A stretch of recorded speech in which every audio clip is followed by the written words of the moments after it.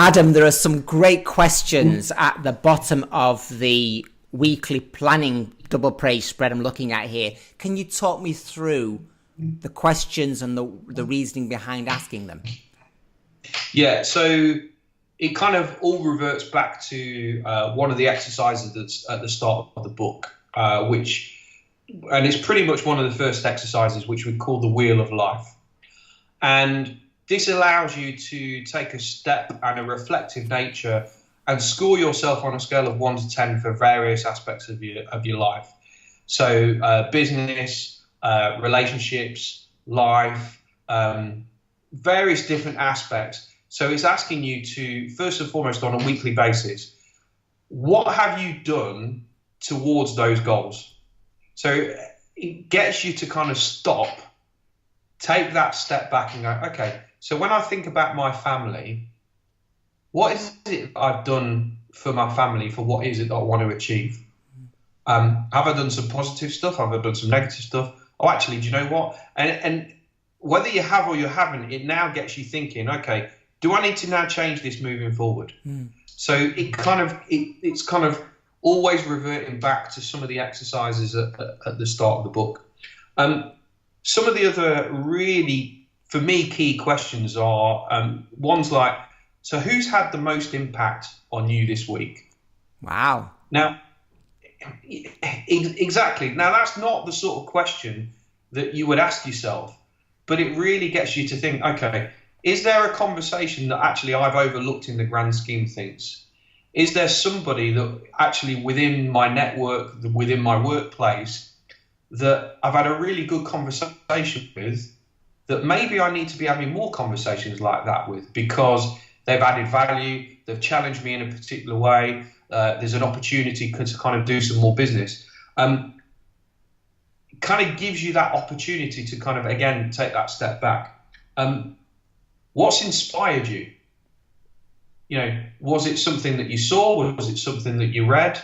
Again, asking yourself that question and just writing it down then leads you to think, do I need to be doing more of that? Do I need to be doing less of that? Best moment. I mean, you know, we all, and I think this is typically sometimes a British cultural thing, we often focus on the negative things. And, oh, I've had a really bad week because of X, Y, Z. Okay, but let's actually look at the positives. You know, what has inspired me? What has given me the most impact? Who is the person that has given me the best conversation I've had? Who's made a difference? All these questions. Now, some people will find that this is a really easy thing to do and they can write it and it's just verifying what they already know. But for a lot of us, even me, somebody that is constantly reflecting, constantly challenging myself and also the people I work with, we don't find that time to take that step back and reflect. And that's what these questions are all about, giving people the opportunity to stop, take that step back and reflect, whether it be for 2 minutes, 5 minutes, half an hour, or even longer, that can then drive the behavior and the change and the challenge that we can grow and develop into the people that we want to become. I think listening to you there, I think what's so powerful is that these simple questions, open-ended questions, there's 52 opportunities this year to ask them. There has to be a shift in the way that I think about the people in my life. Are we going to be moving towards certain people, away from others? So the business has to shift. And it's like, I suppose it's like moving an ocean liner, isn't it? A business is like that. And it's just those little nudges that we take on a daily and weekly basis that means that the business can completely transform its direction over the course of months or a year. Absolutely right. I had a situation literally yesterday where I'd done a speaking gig just before Christmas, and I wasn't sure that anything was going to come from it. I was quite happy. I had a phone call yesterday with somebody who said, I spoke to somebody that had seen you speak who recommended that I give you a call. Now, I then reflected on that and thought, okay, so first and foremost, I was right to do that piece of work in the first place.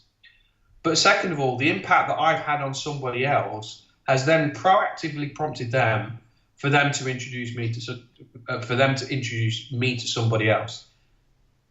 That's somebody that I now need to contact and have a further conversation with, because actually that's what it's all about. We're having these transactions and these conversations and these meetings.